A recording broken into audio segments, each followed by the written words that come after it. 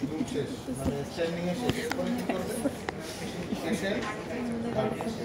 যাও দিকে হেঁটে চলে আসো এবার স্ট্যান্ড স্পেস দেখো স্ট্যান্ড স্পেস ভালো আছে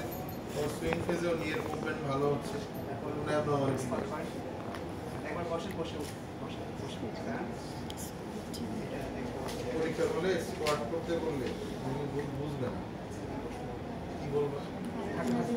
হাঁটু বাস করে ওইরকম লেপচা দিয়ে বসে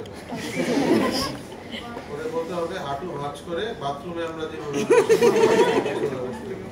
আসলে এটা পরীক্ষা ঝামেলা হবে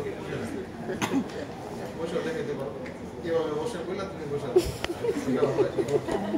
শেষ এরপরে কি হবে লোকে আর কিছু আছে কারো কোনো কনফিউশন আছে লোক নিয়ে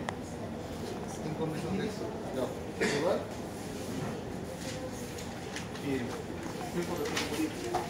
গুলো দেখবা সেকশন এক্সটেনশন আর নটকট লুকটা দেখে নেবে সেটা কি বলবা কি বলবা প্রথমে বলবা দুই আস্তে আস্তে প্রথমে আপনার ডান পা হ্যাঁ আপনার ডান পাটা সোজা করেন এই পর্যায়ে রুগীকে দেখাই দিবা যে এরকম ভাঁজ আছে আপনি সোজা করেন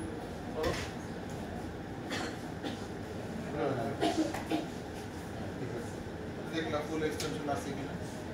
এরপরে কি বলবা বাম পা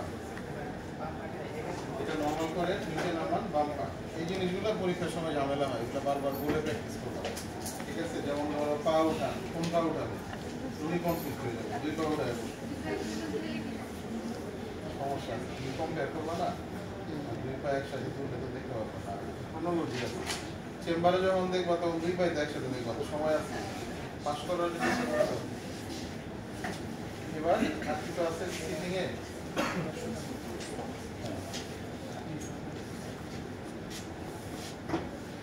সামনে